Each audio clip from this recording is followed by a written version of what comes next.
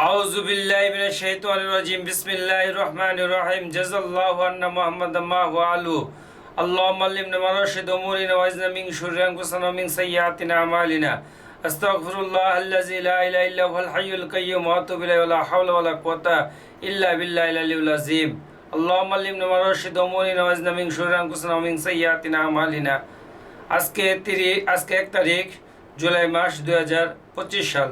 আল্লাহ সুবহানাহু ওয়া তাআলা দরবারে লক্ষ লক্ষ শুকরিয়া যে আল্লাহ সুবহানাহু ওয়া তাআলা আমাকে কথা বলার মতন তৌফিক দান করছেন। এই জন্য মহান সৃষ্টিকর্তাকে আমি ধন্যবাদ জানাই।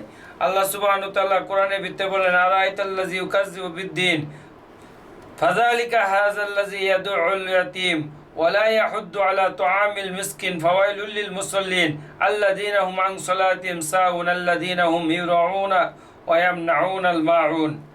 আপনি কি দেখেছেন তাকে যে বিচারে দিব সে মিথ্যা বলে?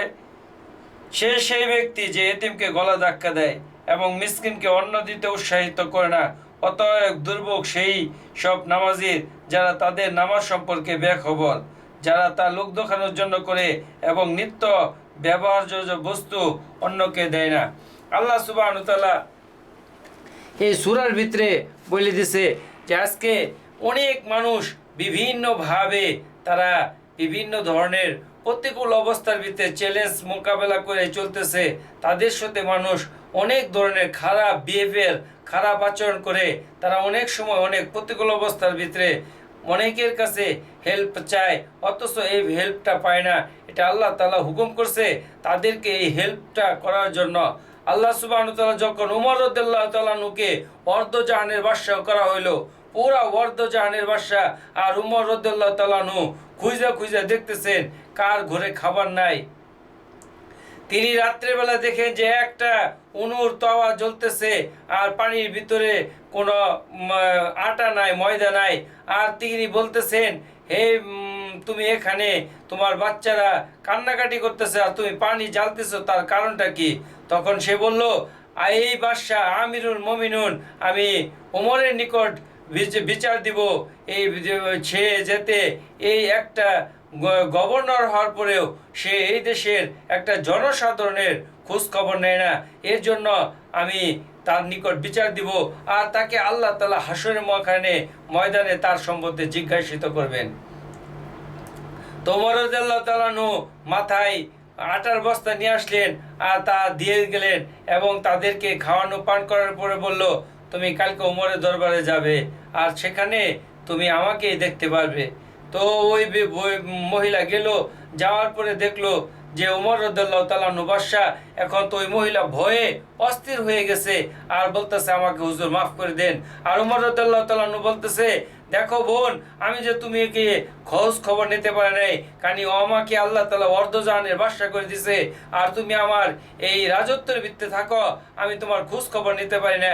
এর জন্য আমাকে আল্লাহ তাআলা যাতে করে পাকড়াও না করে তুমি আমাকে মাফ করে দাও। এটা ছিল ওমর রাদিয়াল্লাহু তাআলার শাসন। আজকে আমরা আমাদের শাসন ব্যবস্থার ভিতরে আজকে কে কি অবস্থায় আছে, আমরা এই ধরনের খোঁজ খবর যদি না যায় তাহলে আল্লাহ সুবহানাহু ওয়া তাআলা দরবারে আমাকে অবশ্যই জবাবদিহির আওতায় নিয়ে আসবে। আল্লাহ তাআলা যাকে যে অবস্থায় রাখছেন তাকে তার এই অবস্থান সম্পর্কে আল্লাহ তাআলা ওয়াকিফাল। আল্লাহ তাআলা কেউ যদি বলে যে আল্লাহ তাআলা আমি যা কিছু করতেছি আমাকে কেউ দেখতেছে না, আল্লাহ তাআলা সমস্ত কিছুই দেখতেছেন, কোনো কিছু আল্লাহ তাআলার হুকুমের বাইরে নাই।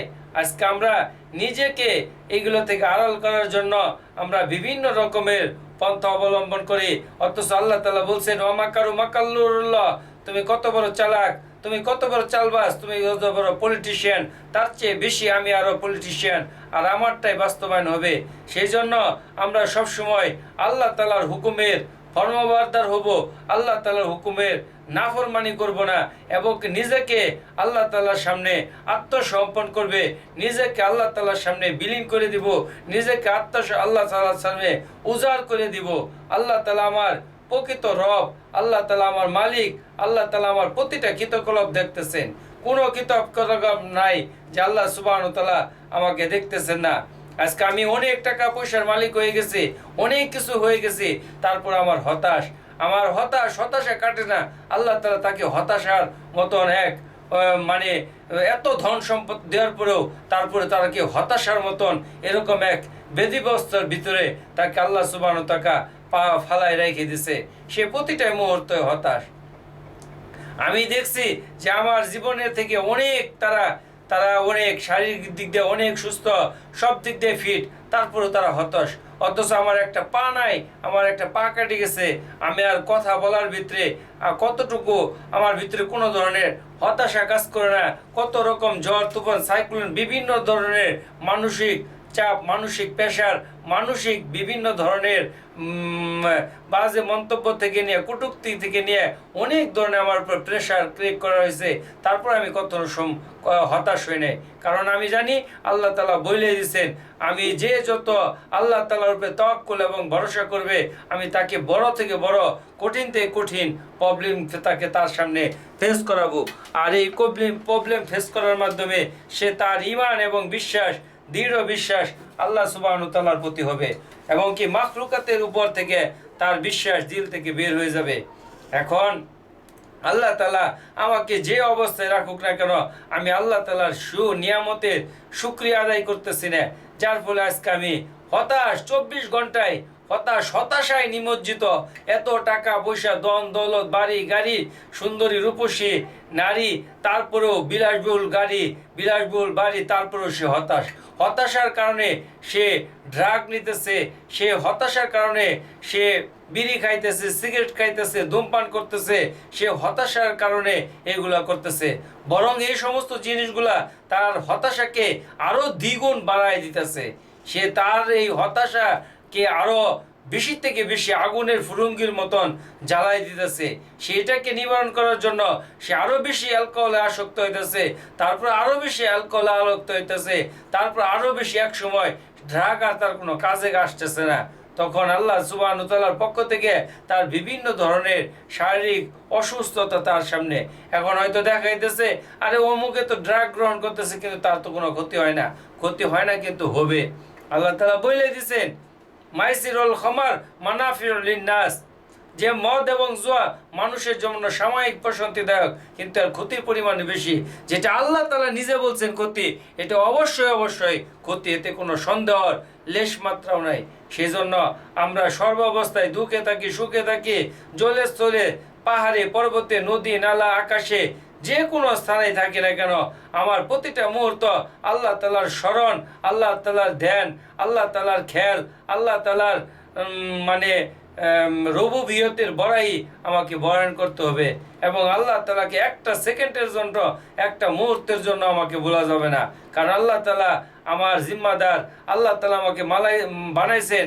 আল্লাহ তাআলা বলছেন, খালাকতুল জিন্না ওয়াল ইনসা ইল্লা লিয়াবুদু, আমি মানুষ এবং জিন জাতিকে সৃষ্টি করছি আমার ইবাদত বন্দেগীর করার জন্য। আল্লাহ তাআলা যদি চায়, প্রত্যেকটা মানুষের শিরকে সোনা দ্বারা বানাই দিতে পারে, প্রত্যেকটা মানুষের গ্লাস এবং থালিকে স্বর্ণের দ্বারা আল্লাহ তাআলা বানাই দিতে পারেন। এটা আল্লাহ তাআলার কাছে কোনো কিছু ব্যাপার না। এটা আল্লাহ তাআলার চাওয়া মাত্র আল্লাহ তাআলা এটা করতে পারেন। এটা আল্লাহ তাআলার ইশারা এবং ইচ্ছার ভিতরে সবকিছু। সেই জন্য আমরা যে কোনো অবস্থায় থাকি না কেন, আমরা সবসময় শুকরিয়া আদায় করব যে আমি যেটুক আছি, আল্লাহ তাআলা আলহামদুলিল্লাহ তুমি আমাকে ভালো রাখছো। সেই জন্য আমি আল্লাহর দরবারে প্রতিটা মুহূর্তে শুকরিয়া আদায় করব যে আল্লাহ তাআলা আমাকে কত বড় আসমানের জমিনের ভিতরে আল্লাহ তাআলা আমাকে রাখছেন। আল্লাহ তাআলা আমাকে অক্সিজেন দিতেছেন, আমি অক্সিজেন গ্রহণ করতেছি, যার ফলে আমি শারীরিকভাবে সুস্থ আছি। আজকে অক্সিজেনের ভিতরে রেশিওর মাত্রা যদি কমে যায়, তাহলে আমার শ্বাসকষ্ট শুরু হয়ে যাবে, আর আমি হাইপার টেনশনে ভুগতে থাকবো, আমার অস্থিরতা কাজ করব, আমার প্রেশার বড় বেশি হয়ে যাবে, কম হয়ে যাবে। সেই জন্য আমাকে কোনো অবস্থাতেই হতাশ হওয়া যাবে না। এবং আমি বেশি থেকে বেশি জিকির করব। যে যে ধর্ম আছে, তার ধর্মের যে নিয়ম কানুন আছে, তার ধর্মের নিয়ম কানুনকে সে মেনে চলার জন্য চেষ্টা করবে, তাহলেই তার ভিতর থেকে হতাশা কেটে যাবে। আর আমরা আর্লি ঘুমানোর চেষ্টা করব এবং আর্লি ঘুমানোর জন্য চেষ্টা করবো, এবং আর্লি ঘুম থেকে ওঠার জন্য চেষ্টা করব। আজকে আমরা রাতকে দিন বানাইতেছি, দিনকে রাত বানাইতেছি। বিশেষ করে ইয়াং তরুণরা, তারা আজকে মোবাইল এডিক্টেডের কারণে তারা আজকে ফ্রি ফায়ার, পাবজির মতন গেমস তারা আসক্ত হইতেছে, তারা প্রতিটা মুহূর্তে ফেসবুকের ভিতরে সময় দিতেছে, মেসেঞ্জারের ভিতরে চ্যাট করতেছে, হোয়াটসঅ্যাপে চ্যাট করতেছে, ইমোতে চ্যাট করতেছে, ইনস্টাগ্রামে চ্যাট করতেছে, আর এটাকে যে নিজেকে সফলতা মনে করতেছে। আসলে সফলতা তো এর ভিতরে নাই, সফলতা হইতেছে আল্লাহ তাআলার হুকুম এবং রসুলের দিনের উপর কায়েম করা এবং আল্লাহর জমিনের ভিতরে আল্লাহর দিনকে প্রতিষ্ঠিত নাম করার ভিতরে হইতেছে সফলতা। এখন এই ক্ষেত্রে যত ধরনের কষ্ট, দুঃখ, কষ্ট, যন্ত্রণা আসবে, এর জন্য আমাকে সবুর করতে হবে, আমাকে ধৈর্য ধারণ করতে হবে, আমাকে অনেক প্রতিকূল অবস্থা পাড়ি দিতে হবে। এটাই হইতেছে আমাদের মুমিনের কাজ। আর আল্লাহ তাআলা বলছে, আর দুনিয়া সুজিনুল মুমিনিন, মুমিনদের জন্য এই দুনিয়া জেলখানা, এই দুনিয়া কোনো শান্তির জায়গা না, এই দুনিয়া কোনো আরাম আয়েশের জায়গা না, এই দুনিয়া কোনো সুখের জায়গা না। এই দুনিয়াটা হইতেছে মুমিনের জন্য জেলখানা। এবং প্রতিটা মুহূর্ত আমি আল্লাহ তাআলার সামনে বিভিন্ন রকমের প্রবলেম আমাকে ফেস করতে হইতেছে। একটা প্রবলেম যাইতেছে, আরেকটা প্রবলেম আসতেছে, আরেকটা প্রবলেম যাইতেছে, আরেকটা প্রবলেম আসতেছে, আরেকটা যাইতেছে, আরেকটা আসতেছে। এখানে আগে থেকে মাইন্ড চেঞ্জিং তৈরি করা, আমার একটা প্রবলেম গেছে, আরেকটা প্রবলেম হয়তো সামনে আমার জন্য বসে হয়েছে, যেটা আমি জানি না। আর যদি আমি না জানি তাহলে কি হবো, হুট করে যখন আমার একটা প্রবলেম এসে যাবো গা, আমি প্যানিকে এমন অস্থিরতা হয়ে যাবো গা যে আমার তখন বিপাক ক্রিয়া, খাদ্য হজম নালী, খাদ্য হজম হবে না। সে ওইটাকে পাগলা কুকুরের মতন ব্রেন ওইটাকে তার জীবনকে বাঁচানোর জন্য সে ওই দিকে দৌড়বে এবং ব্রেন বারবার মেসেজ দিবে তাকে শান্ত করার জন্য, তাকে শান্ত করার জন্য চেষ্টা করা হবে। কিন্তু যখন ব্রেন ওই দিকে মনোনিবেশ হয়ে যায়, এটা অনেকেই পারে না, যার ফলে সে হার্ট ব্লক হয়, স্ট্রোক হয়। সেই জন্য আমরা এই ধরনের মাইন্ডসেটিং আমাকে তৈরি করতে হবে যে দুনিয়াটা মোমেনদের জন্য জেলখানা, আর কোনো না কোনো মুসিবত আমার সামনে আসবেই। আল্লাহ রাসূল সাল্লাল্লাহু আলাইহি ওয়াসাল্লামকে প্রতিদিন বালা মুসিবত আসমান থেকে নাজিল হইতো, জিজ্ঞেস করতো, হে আল্লাহ, আজকে বালা মুসিবত, অভাব, অনটন, দুঃখ, দুর্দশা, কষ্ট কার কাছে যাবো? আল্লাহ তাআলা বলতেছেন, আমার হাবিবের কাছে যাও। তারপর দিন জিজ্ঞেস করতেছে, আজকে অভাব, অনটন, মিথ্যা, ধোঁকাবাজি, বানোয়াটি, কলঙ্কিনী, তার নামে অপবাদ দেওয়া হবে, এটা কার কাছে যাব? বলছে, আমার হাবিবের কাছে যাও। তারপরের দিন বলা হয়েছে, অসীম দরিদ্রতা, অরিম ক্ষুধা আছে, কার কাছে যাও? তার বলে, আচ্ছা, আমার হাবিবের কাছে যাও। এইভাবে আল্লাহ সুবহানাহু ওয়া তাআলা তার ঈমানকে পরীক্ষা করছেন, তার ঈমানের ভিতরে জাস্টিফাই করতে করতে তার ঈমানকে এমন মজবুত করছে, যার ফলে আল্লাহ রাসূল সাল্লাল্লাহু আলাইহি ওয়াসাল্লাম কখনো একদিনের খাবার তার ঘরের ভিতরে মজুদ আছে, দ্বিতীয় দিনের খাবারের চিন্তা সে কখনো করে নাই। সে মহান আল্লাহ তাআলার উপরে ভরসা করছে, আমার রব আল্লাহ তাআলা, তিনি আমাকে চাইলে আমাকে খাওয়াবেন, আর তিনি যদি না চান আমার সমস্ত কিছু থাকা সত্ত্বেও আমাকে লিকুইড করে, ইঞ্জেকশন করে আমার শরীরের ভিতরে পুষ্ট করতে হবে। তো আল্লাহ তাআলা তিনি এটাও রোল মডেল হিসেবে আমাদের সামনে প্রেরণ করছেন। সেই জন্য আল্লাহ তাআলা বলছেন যে আমার উপর যদি তুমি ভালো ধারণা করো, ইন্নামাল আমালু বিন্নিয়ত, নিয়তের উপর সমস্ত কিছু নির্ভরশীল। তোমার নিয়ত যদি আমার উপর থাকে, তাহলে আমি তোমাকে পাখির মতন রিজিক খাওয়াবো। পাখিকে যেরকম আমি রিজিক খাওয়াই, তার কোনো ব্যবসা বাণিজ্য ডকুমেন্টস, কোনো ধরনের প্রস্তুতি নাই। যেরকম সমুদ্রের ভিতরে বড় বড় হাঙর, তিমি, বিভিন্ন ধরনের মাছ আছে, তাদের ব্যবসা বাণিজ্য, চাকরি ডিগ্রি ছাড়াই আমি তাদেরকে খাওয়াইতেছি, ওইরকম আমি আল্লাহ তোমাকে চাইলে আসমান থেকে তোমাকে আমি খাওয়াইতে পারি। এটা আল্লাহ তাআলা মুসা আলাইহিস সালামের যে জাতি ছিল, কি করে কয়, ইহুদি জাতি, তাদেরকে আল্লাহ সুবহানাহু ওয়া তাআলা খাওয়াইছেন। সেই জন্য আমরা সবসময় আদল এবং ইনসাফের সহিত বিচার করব। ফেরাউন সে যদিও নিকৃষ্ট ছিল, কিন্তু সে আদলের সহিত বিচার করত, যার ফলে ফেরাউন সে অনেক সারা দুনিয়ার ভিতরে তার নাম প্রচার এবং প্রসার করছে। ফেরাউনের গর্ভে ফেরাউনের কোনো সন্তান ছিল না, সে রাষ্ট্রীয় মর্যাদায় মুসা আলাইহিস সালামকে বড় করতেছিল। এখন ফেরাউনের যে জাতি ছিল, তারা ছিল কিপ্তি বংশ, আর তাদের যে গোলাম ছিল তারা ইহুদি, এরকম বনি ইসরাইল জাতি। আর বনি ইসরাইল হইতেছে মুসা আলাইহিস সালামের বংশধর, ইয়াকুব আলাইহিস সালামের বংশধর ছিল। আর ওখান থেকে এদের উপর এই ফেরাউনের কিপ্তিরা অমানসিক নির্যাতন চালাইতো, অমানসিক মারধর করত, প্রচুর পরিমাণ বেধড়ক পিটন করত। বেধড়ক পিটন করা এটা আল্লাহ তাআলা নিষেধ করছে। এটা আল্লাহ তাআলা এই জাতিকে, যখন কোনো জাতিকে ধ্বংসের দ্বারপ্রান্তে নিয়ে যায়, তখন বেধড়ক পিটাপিটি শুরু করে দেয়। আজকে আমরা বাংলাদেশে অনেকেই অনেক কোনো কারণ নির্দোষ ব্যতীত বা দোষী নির্দোষ এটা আইন জাস্টিফাই করবে, আমরা আজকে আইন হাতে তুলে নিয়ে আজকে আমাদের মন গড়া যাকে ইচ্ছে তাকে মেরে ফেলতেছি, যাকে ইচ্ছে তাকে পিটাইতেছি। এই ধরনের কাজ আল্লাহ তাআলা কোরআনের ভিতরে নিষেধ করছেন। ওই জাতিকে আল্লাহ তাআলা অভিশপ্ত জাতি বলছেন, আর ওদেরকে আল্লাহ সুবহানাহু ওয়া তাআলা ধ্বংস করে দিছেন। সেই জন্য তো ফেরাউনের কানে যখন গেল যে সে আপনার রাজকীয় পোলা, আপনার রাজকীয় সে কি করে কয় রাজপুত্র, যার সাথে আপনার শালীর মেয়ের বিবাহ দেওয়ার কথা ছিল, তাকে এরকমভাবে সে একটা কি করে কয় কিপ্তিকে সে হত্যা করছে। তখন ফেরাউন সে ন্যায় বিচার করতো, অত্যন্ত ন্যায় বিচার ছিল, অত্যন্ত ন্যায়পরায়ণ বিচারক ছিল, যার ফলে তারা সারা ওয়ার্ল্ডের ভিতরে তার বিচারের প্রশংসা সরাই পড়ছে। সাথে তার নিজের পুত্রকে, পালক পুত্রকেও সে ছাড়ে নাই, বলছে ফেরাউনকে আমার নিকে হাজির করো, কেসাসের বদল কেসাস, হত্যার বদল হত্যা তাকে করা হবে। এই জন্য মুসা আলাইহিস সালাম ওখান থেকে সে পলায়ন করে সে শুআয়ব আলাইহিস সালামের দেশে চলে গেছে।